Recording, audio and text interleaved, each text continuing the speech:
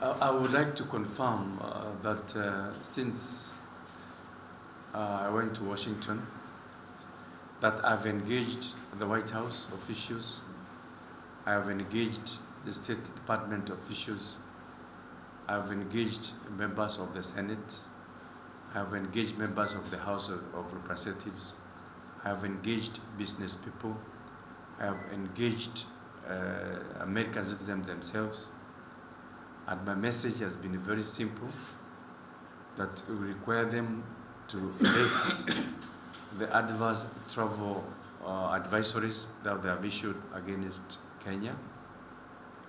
And the reason is not that we receive a lot of American tourists, but this has a domino effect.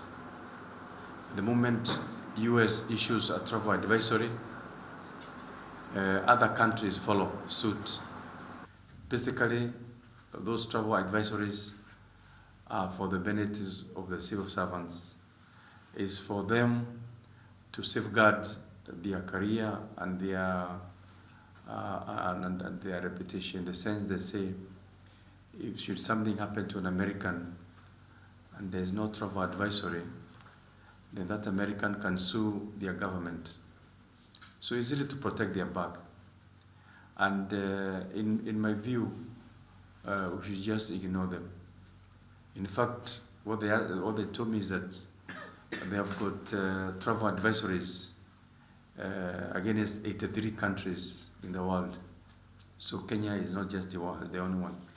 The only difference they told me is this, that perhaps they regret the consequences and the damage that it has done to our tourism. They say the difference between Kenya and other countries, they say that it is your media, meaning Kenyan media, that goes to their website, uploads the contents, and then splashes them on the front page in our newspapers. And when they do that, the other now foreign media now pick it up from there.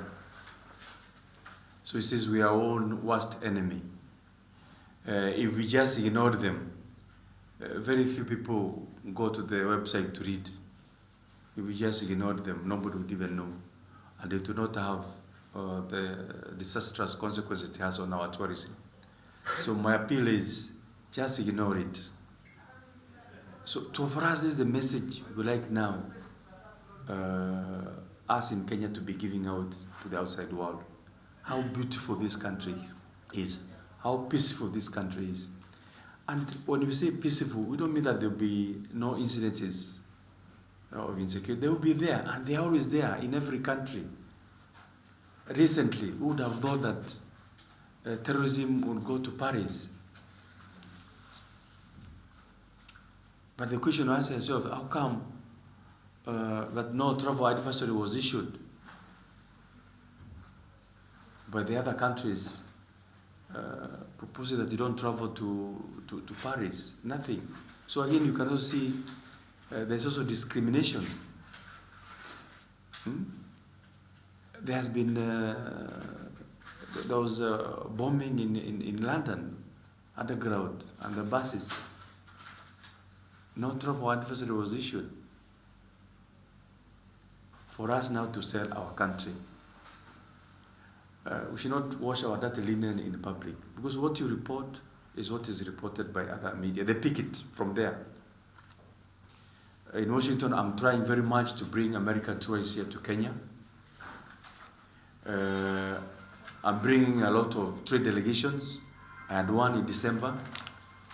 There's one coming in May, another in October, another one in November. So there's interest. There's interest. For the first time, Americans are going to the map and looking at where Kenya is. I'm trying to bring Americans here to Kenya. I'm trying to see whether Kenya Airways can have direct landing rights in the US. Because again, for the American going on vacation, they don't like connecting flight. Because they say, I've taken a vacation for 2 or 3 days. So if I'm going to stay in a place where I'm connecting for 6 hours, I've already lost 6 hours of my holiday. So they want a direct flight. They only go to holidays where there is a direct flight. That's their nature. So we have to see how we can adapt that to our advantage. So I'm trying to get Kenya Airways to get direct landing rights, so that at least the American tourists can come directly from America to Kenya. I want American tourists to come here. I want American business people to come here. I want American corporations to set up their headquarters here in Kenya. I've been talks with the boy, told them, look, you need to put up your regional headquarters here in Africa. Kenya Airways is your biggest customer in Africa.